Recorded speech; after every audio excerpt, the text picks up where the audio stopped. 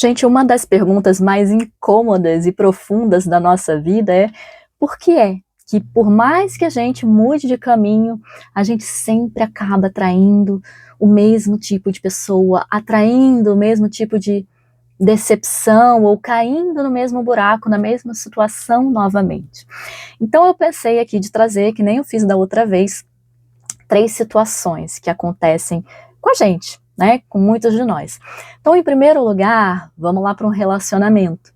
Imagina que você terminou o seu relacionamento ali com alguém que era indisponível, que nunca se comprometia de verdade, né? Você sofre, você faz o seu processo de cura, você jura para você mesma que você nunca mais vai passar por isso, e 6 meses depois você se apaixona de novo.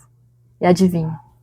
A pessoa tem um rosto diferente, mas a distância emocional é exatamente a mesma. Distante, indisponível.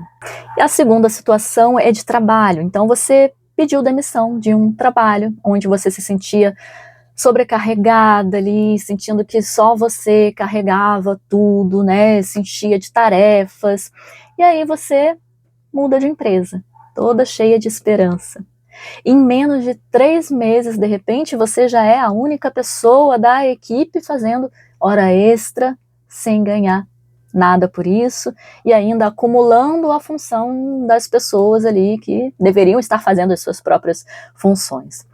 E uma terceira cena é quando você muda de grupo de amigos, né, ou de ambiente social, querendo, vou renovar os ares e tudo, mudou de cidade, sei lá, mas em pouco tempo você se vê ali de novo naquele lugar de mãe de todo mundo, né, consertando a vida de todo mundo, tendo que salvar todo mundo, e depois se sentindo até usada ou invisível no final. Ninguém reconhece, ninguém vê tudo que você faz.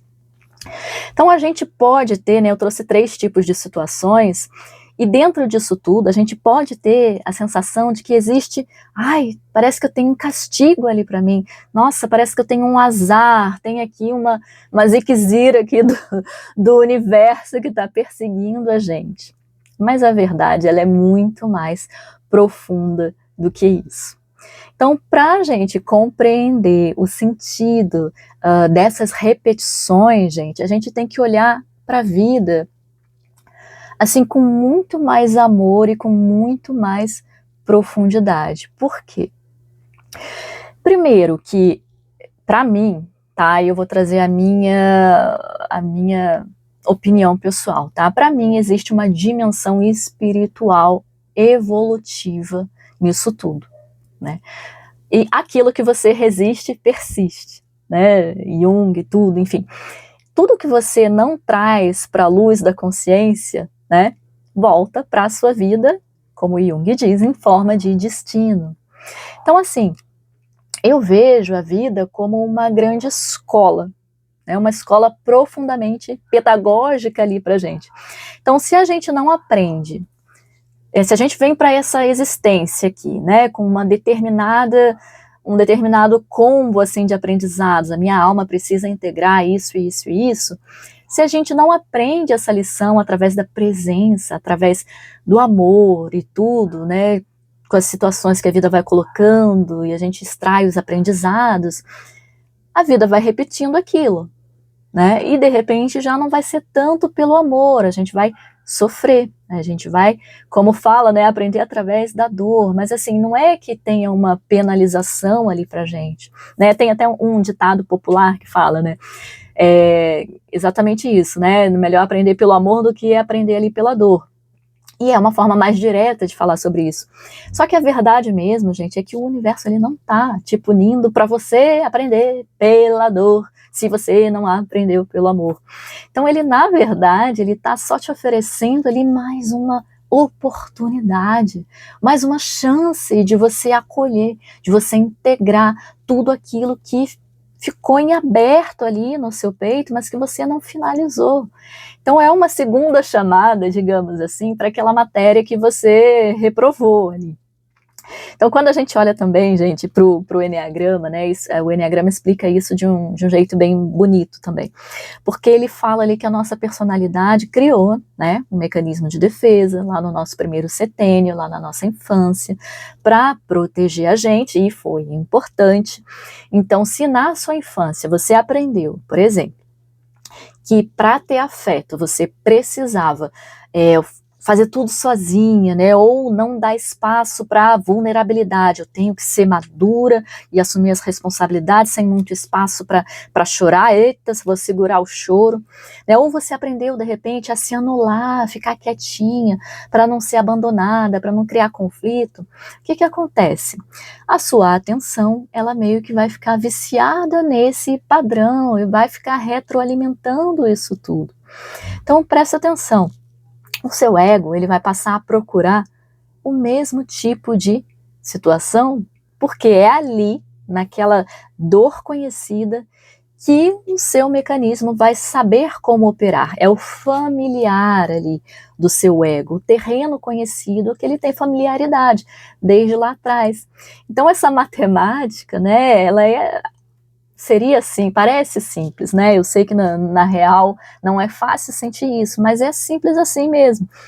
Você não atrai aquilo que você deseja racionalmente na sua cabeça, mas você atrai sim aquilo que você reencena, né? A experiência que a sua consciência precisa atravessar para amadurecer e para se libertar. Para quê? Para cumprir o seu planejamento de aprendizado ou o seu planejamento encarnatório, se você for por um outro ponto de vista. Então, aqui, né, nesse outro ponto de vista aqui, já entra até um pouco mais para a luz do pensamento espírita, porque se a gente vai, né, por esse lado, fica ainda mais claro até, né, na nossa caminhada, gente, nada na nossa caminhada é castigo, nada é punição divina, gente, tudo é lei de causa e efeito, tudo é oportunidade de reajuste ali para o nosso espírito.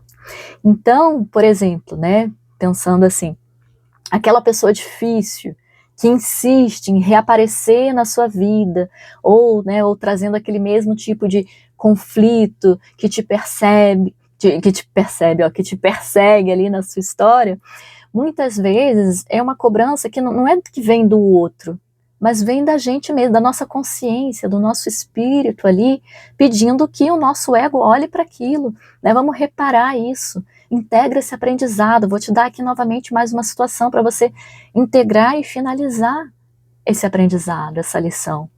Porque o nosso espírito, gente, ele não avança pulando etapas.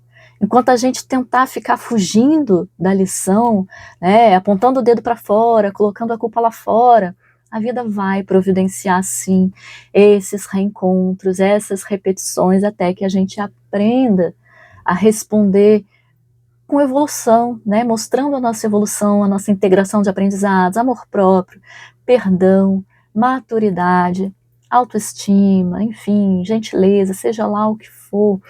E outra coisa, gente, tem a inteligência do nosso corpo também, né? Repara aí no seu corpo como que acontece perante essas repetições. Por exemplo, quando você encontra uma pessoa serena, disponível, madura, de repente o seu sistema que está acostumado com a turbulência ali nos relacionamentos, pode achar que aquilo ali, ai, que coisa morna, né? Ah, não, sem graça, meio tedioso, isso não dá aquele frio no estômago desesperado que você costuma ter, porque é a sua referência. Mas será que essa é a realidade do que é um bom relacionamento? E aí, de repente, né, quando aparece essa pessoa novamente, aquela pessoa imprevisível, distante, confusa, aí o seu corpo dispara na hora, né, o coração acelera, a respiração vai ficando curta ali, a ansiedade da ameaça, será que amanhã essa pessoa vai estar comigo ou não está? Né, você confunde essa rebordosa toda com uma paixão avassaladora, né, nossa, mexeu comigo demais, nossa, é um encontro de alma. Gente, o seu corpo ele pode estar simplesmente num estado de alerta, né? Tá pronto ali para lutar por aquela aprovação. Essa luta precisa, gente. Então a gente precisa aprender, né, a distinguir essa vibração do perigo com a vibração do que é a paz, né? Ensinar o nosso corpo. Então, se a gente for olhar lá para as situações que eu trouxe lá no início, a gente consegue dar uma fechada aqui, né? Uma síntese para essas situações. No relacionamento, né? O outro indisponível, ele só consegue entrar na sua vida porque ele encontrou uma porta aberta em você, que vem da sua própria crença de que você precisa fazer força para merecer afeto. Então, gente, se eu tenho uma crença de que o amor é uma luta, de que eu preciso lutar, de que eu preciso conquistar, competir, eu vou atrair o quê? Pessoas disponíveis, abertas e que simplesmente me amem com tranquilidade? É muito mais fácil da vibração atrair ali a pessoa indisponível, que vai se sentir à vontade com o fato de que eu vou ficar correndo atrás, me esforçando. Então talvez o meu corpo ele nem entendesse, né? Se eu encontrasse alguém que me ame ali com paz, com serenidade, talvez meu corpo fosse achar, nossa, que tédio, né? Cadê a adrenalina? Quero adrenalina. A gente precisa ensinar o nosso corpo o que é o bom, o que é a paz. Na situação lá do trabalho, né, você não virou a sobrecarregada novamente por acaso. É a sua necessidade de controle ou de se fazer indispensável tá ali te levando a pegar o fardo dos outros antes mesmo que as pessoas te peçam. Você se antecipa a isso, de repente se oferece, talvez você nem note que você está fazendo isso. Na situação das amizades, né, onde você continua ali no papel de salvadora, de mãe de todo mundo, e talvez isso seja porque a sua criança interna ali ainda acredita que só tem valor se estiver se fazendo útil para os outros. Ainda acredita que o amor é condicional, que não vem simplesmente de quem você é, mas da sua utilidade. Então, gente, né, trazer evolução, trazer a maturidade para a vida é reconhecer exatamente isso, que o outro ele vai ser apenas um espelho que vai refletir o cenário que a gente ainda aceita e busca encenar, ou que aprendeu que é o único cenário possível. Então, enquanto a gente está colocando a culpa ali no azar ou na atitude alheia, a gente está entregando para o outro, né, ou para fora, a chave da nossa própria liberdade, da nossa libertação, né? Tá, beleza, né? Mas como é que a gente faz, então, para sair desse ciclo, né, na vida real? Então, assim, tá, eu pensei aqui em 3 coisas, né, pra gente poder conversar sobre isso, né, três passos ali, se você tiver vontade de seguir. Então, o primeiro passo, gente, é o seguinte: troca a pergunta que você se faz, né? Toda vez que você se pegar ali sofrendo e dizendo, ai, nossa, por que que fulano é tão complicado, né? Ou por que que esse ambiente de trabalho é tão pesado? Aí você para, você respira, né? Você respira fundo, você volta para você e você se pergunta, vem cá, será que existe uma parte de mim que se sentiu em casa quando viu essa complicação? Qual é a crença que eu tenho que eu posso estar retroalimentando, né, diante dessa situação? O que eu aprendi sobre isso na minha vida? O que eu vi? O que eu ouvi dos meus pais, né, da minha mãe, dos cuidadores, das pessoas à minha volta? Então percebe a virada? Não é para você se culpar, tá?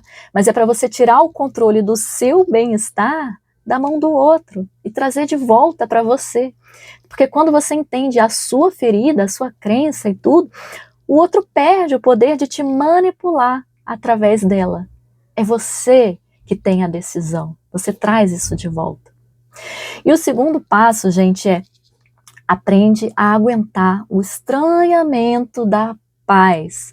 Então esse ponto aqui, ele é crucial quando você encontrar ali uma pessoa calma, disponível, ou quando entrar num trabalho que é estruturado, que não tem aquela correria toda, né? O seu corpo, que de repente está acostumado com a montanha russa do caos, ele vai achar aquilo esquisito num primeiro momento. Talvez você vá querer fugir, dizendo, ai, achei meio chato, né? Não deu aquela química toda. Não foge. Ensina para o seu corpo, dá um tempo para a sua alma e para o seu corpo entenderem que a paz não é a falta do amor, não é a falta da emoção. A paz é só a segurança que de repente você não teve lá atrás como referência. Então você pode acostumar o seu sistema a ser bem tratado a partir de agora. Ensinar ao seu corpo as novas sensações daquilo que você quer buscar. E o terceiro passo é escrever os seus acordos inegociáveis, aquilo que é importante para você. Pegar um caderno, senta ali num cantinho quieto, escreve ali com muita, muita sinceridade o que é que eu não aceito mais engolir, né? Só para eu não ficar sozinha, só para eu não ser rejeitada, quais são os meus limites, né? Coloca ali no papel, eu não aceito mais uma, sei lá, uma falta de resposta, de respeito, eu não aceito mais carregar o trabalho dos outros nas minhas costas, eu não aceito mais ser a única que faz esforço ali na relação. Coloca ali, porque quando você declara os seus limites para você mesma, você muda a sua frequência. Você muda, você altera a sua energia e o que você atrai com ela. As pessoas percebem.